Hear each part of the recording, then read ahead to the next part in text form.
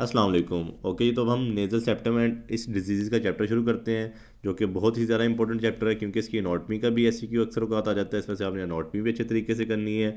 और इस चैप्टर का जो एक टॉपिक है डीएनएस, डेविएटेड नेज़ल सेप्टम, उसमें से तो कुछ ना कुछ तो आता ही रहता है। एससीक्यू आ जाता है, वाइवा आ जाता है, एमसीक्यूज आ जाते हैं, ठीक है, और ओएसपी वगैरह में भी पूछ लेते हैं। तो अगर आपको एनाटॉमी आती होगी तो आप डेविएटेड नेज़ल सेप्टम भी अच्छी तरीके से कर पाओगे।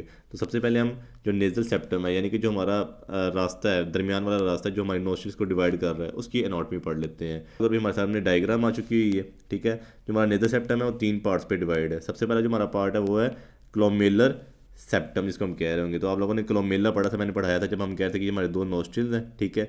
उसके दरमियान वाला एरिया जो सामने से हमें नज़र आ रहा था नोज़ का, ठीक है, उसको हम कहते हैं क्लोमेला है। तो वहाँ से क्लोमेलर सेप्टम बन रहा है, ठीक है। ये हमारा आ गया क्लोमेलर सेप्टम, जो आपको स्ट्रॉन्ग सा ब्लूइश एरिया नज़र आ रहा है सारा का सारा, ये हमारा आ गया क्लोमेलर सेप्टम। ये कार्टिलेज बना रहा होता है। कौन सा कार्टिलेज बना रहा होता है? जो हमारा आपको मैंने पढ़ाए थे, एलआर कार्टिलेज पढ़ाए थे, ठीक है। उसका जो मिडल क्रोरा होगा ना, वो बना रहा होगा। ये मैं आपको दोबारा दूसरी डायग्राम से दिखा देता हूँ। जब मैंने आपको पढ़ाया था कि ये हमारा सारा का सारा मेजर अलार कार्टिलेज जो पर्पलिश कलर का था, तो मैंने आपको बताया था ये जो लेटल वाल आ रही, जो हमारी नोज़ की वाली वाल आ रही है, इसके ऊपर जो मतलब आ रहा था, क्यूरोरा आ रहा था, उसको हम कह रहे थे हमारा लेटल क्यूरोरा है, ठीक है। जो अंदर हमारा जो सेप्टम में आ रहा है, जो हमारा सेंटर वाली साइड पे है, उसको हम कहते हैं मिडिल क्यूरोरा है। तो दोनों साइड से जो क्यूरोरा आ रहे होंगे ना मिडिल वाले, ये हमारा लेटल आ गया है, ये वाला हमारा मिडिल आ गया है राइट साइड का, ठीक है। ये हमारा लेफ्ट साइड का मिडिल वाला क्यूरोरा आ गया, लेफ्ट साइड पे चला गया। तो ये जो सेंटर वाले क्यूरोरा होंगे, ये आपस में जोड़े होंगे किसी भी फाइब्रस टिश्यू की वजह से। ये जो जुड़ के जो छोटा सा सेप्टम बना रहे होंगे ना, इसको हम कह रहे होंगे हमारा क्लोमेलर सेप्टम है। ये जो मैं आपको दिखा रहा हूँ सामने, ये हमारा क्लोमेलर सेप्टम आ चुका हुआ है। उसके बाद हम चलते हैं, जो दूसरा पार्ट है हमारा वो है मेम्ब्रेनस सेप्टम, ठीक है, जो कि हमारी डबल स्किन से बना होता है। ना ही इसके अंदर कोई कार्टिलेज पाया जाता है, ना ही कोई इसके अंदर बोन पाई जाती है। ये आपको छोटा सा स्ट्रक्चर नजर आ रहा होगा जो हमारा सेप्टल कार्टिलेज और क्लोमेलर कार्टिलेज के दरमियान पाया जा रहा है, ठीक है, क्लोमेलर सेप्टम के दरमियान पाया जा रहा है। इस तरह सा स्ट्रक्चर जो होगा हमारा होगा मेम्ब्रेनस सेप्टम। उसके बाद जो हमारा थर्ड पार्ट होगा नेजल सेप्टम का, वो होगा सेप्टम प्रॉपर, जिसके अंदर 3 पार्ट्स आ रहे होंगे मेजरली। बाकी छोटे मोटे और भी पार्ट आएंगे, लेकिन जो मेजरली आ रहे होंगे वो 3 याद रखने हैं आप लोगों ने। उसको हमने कैसे याद रखने की कोशिश करनी है, आपने वाई ड्रॉ करना है, पहले ऐसे वाई ड्रॉ करना है, ठीक है। ये हमारा वाई आ गया, ये वाई आ चुका हुआ है, ठीक है। इसके अंदर 3 पार्ट्स आ रहे होंगे। एक होगा परपेंडिकुलर प्लेट ऑफ इथमॉइड, ठीक है, बोन जो हमारी, फिर सामने आ जाएगा सेप्टल कार्टिलेज है, पीछे वोमर है।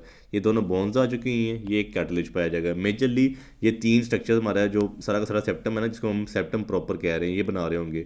बाकी फिर क्रेस्ट ऑफ मैक्सिला भी पाई जाएगी, क्रेस्ट ऑफ पैलेटाइन बोन भी पाई जाएगी, नीचे जो हमारा हार्ड पैलेट बना रही होती है, ठीक है, उनकी छोटी छोटी क्रस्ट पाई जाएंगी। सेप्टम ही बना रहे हैं, सेंटर में डिवाइड कर रहे हैं।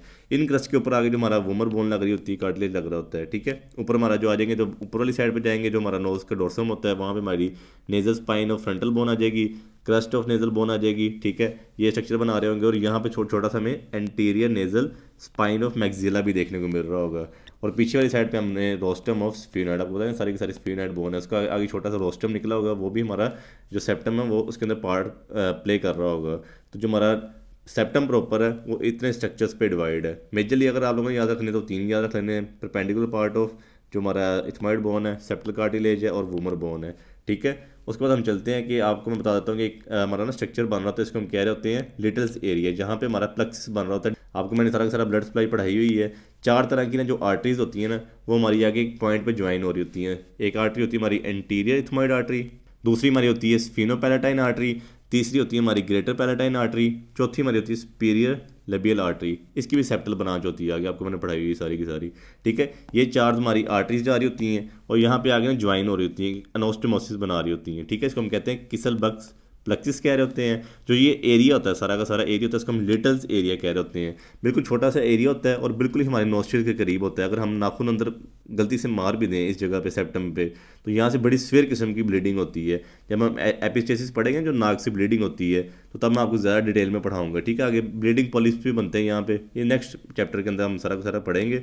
लेकिन अब इतना याद रख लो कि जो लिटिल एरिया है ना, यहाँ पे हमारा प्लेक्सिस बन रहा होता है, यहाँ पे हमारी 4 आर्टरीज आगे जोड़ी होती हैं, फिर सारी बात आर्टरीज जोड़ी हैं तो वेन्स भी जोड़ रही होंगी, ठीक है। तो यहाँ पे बहुत ज़्यादा खतरा होता है कि ब्लीडिंग ज़्यादा हो सकती है। मिसाल के तौर पर अगर हमारी बोन का फ्रैक्चर आता है इस जगह पे, या कार्टिलेज का फ्रैक्चर आता है, तो यहाँ से बहुत ज़्यादा स्वेयर ब्लीडिंग होगी। इस वजह से मैंने आपको बताया कि यहाँ पे एक लिटिल एरिया पाया जाता है जिसके अंदर बहुत ज़्यादा प्लेक्सिस बन रहा होता है हमारी आर्टरीज का। उसके बाद दोबारा चलते हैं हम दूसरी डायग्राम पे, उसको थोड़ा सा आपको मैं रिलेशन बता दूँ, ठीक है। जो हमारा सेप्टल कार्टिलेज होता है ना, एक तो ये रोल प्ले कर रहा है कि जो हमारे दोनों नोस्ट्रिल्स हैं, ठीक है, इनको आपस में डिवाइड कर रहा है, ठीक है। एक तो इसका रोल हो गया। दूसरा रोल इसका मेन ये होता है कि हमारी सपोर्ट प्रोवाइड कर रहा होता है टिप को, जो हमारी नोज़ की टिप होती है, सारा का सारा डोर्सम होता है ना, इसको सपोर्ट प्रोवाइड कर रहा होता है। अगर हमारा सेप्टल कार्टिलेज किसी सेप्टल एब्सेस की वजह से, किसी इंजरी की वजह से, या फिर ट्यूबरकुलोसिस के इन्फेक्शन की वजह से, या फिर कोई हम सर्जरी परफॉर्म कर रहे हैं तो हमने सेप्टल कार्टिलेज ज़्यादा रिमूव कर दिया है, तो जो हमारा सामने जो टिप है वो भी ड्रूप हो जाएगी, और इवन कि जो हमारा सारा का सारा डोर्सम है वो ख़राब हो जाएगा नोज़ का। तो आपको सेप्टल कार्टिलेज की इंपॉर्टेंस का पता होना चाहिए। दूसरी बात आपको ये पता होनी चाहिए, जो वूमर बोन है हमारी, वूमर के साथ हमारा कनेक्शन हो रहा है ना, यहाँ पे सेप्टल कार्टिलेज ज्वाइन हो रहा है। तो जो वूमर बोन होती है ना, इस तरह अगर मिसाल के तौर पे मैं वूमर बोन सामने से दिखा रहा हूँ आपको, ये वूमर बोन आ गई है, ठीक है। इसके अंदर एक ग्रूव पाया जाएगा, ऐसे ग्रूव होगा, ठीक है, एक डिप्रेशन सा होगा, ठीक है। डिप्रेशन के अंदर जाके हमारा कार्टिलेज घुस रहा होगा, ये जो सेप्टल कार्टिलेज है ना, यहाँ पे जाके अंदर डिप्रेशन के अंदर घुस रहा होगा।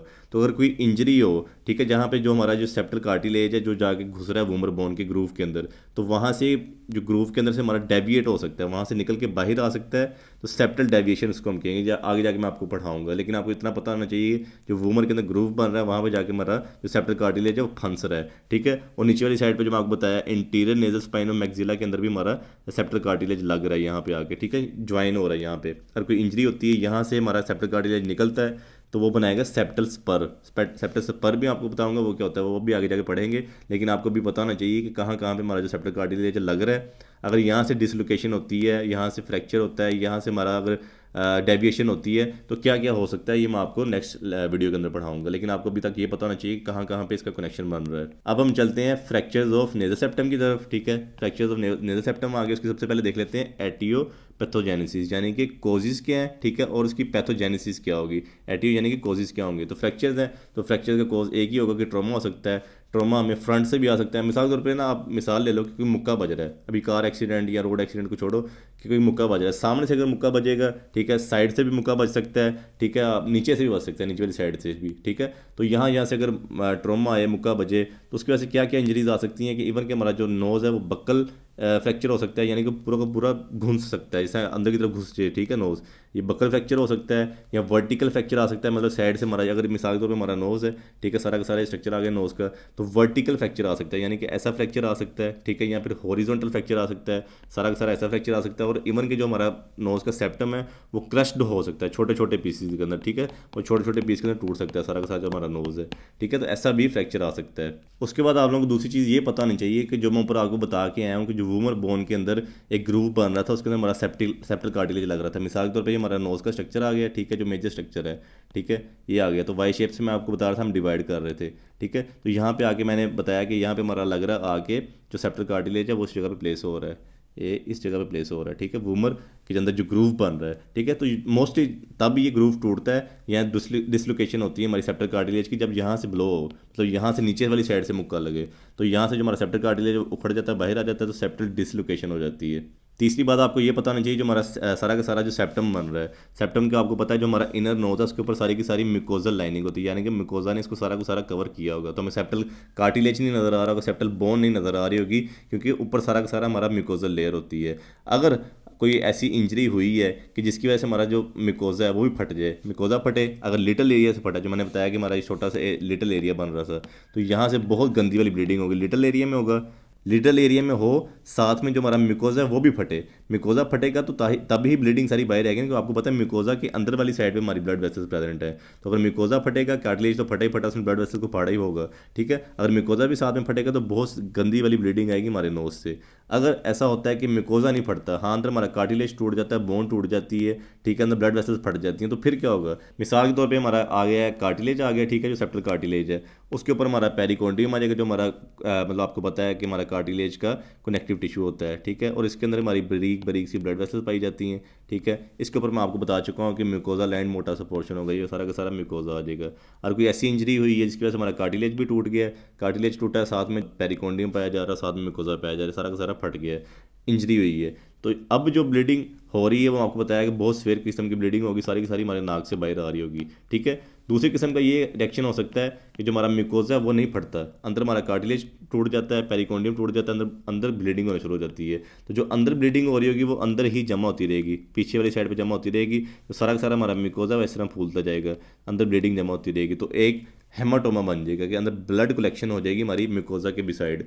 अगर इस ब्लड कलेक्शन को हम नहीं ड्रेन करते तो ये होगा कि हमारा जो सेप्टल कार्टिलेज है वो एब्जॉर्ब हो जाएगा, ठीक है। उसकी वजह से हमारा सैडल नोज हो जाएगी।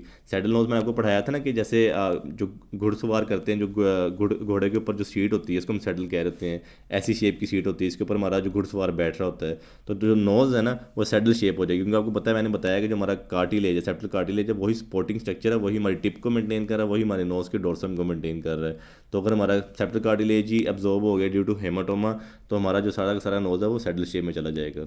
उसके बाद हमारे दो तरह के फ्रैक्चर्स हैं जिसको हमने नाम दिया, एक जार्जा वे फ्रैक्चर है, ठीक है। जार्जा वे फ्रैक्चर ये होता है कि जो हमारा, जो आपको मैंने सारी की सारी नोट में पढ़ा दी, ये जो एंटीरियर नेजल स्पाइन बन रही थी ना, वहाँ से हमारा ये शुरू होगा। ब्लो जो है ना, जो मतलब मुक्का बजना है वो सामने वाली साइड से बजना है यहाँ से, ठीक है। तो जो फ्रैक्चर होगा वो यहाँ से शुरू होगा, चलता जाएगा हॉरिजॉन्टली जा रहा होगा बैक साइड पे, जहाँ पे हमारा सेप्टल कार्टिलेज ज्वाइन हो रहा है पीछे परपेंडिकुलर प्लेट ऑफ इथमाइड के साथ, ठीक है। यहाँ पे आके रुक जाएगा। तो इस टाइप का जो फ्रैक्चर होगा उसको हम जार्जा वे फ्रैक्चर कह रहे होंगे। ब्लो कहाँ से आया था? सामने से आया था, ठीक है, फ्रंट साइड से आया था।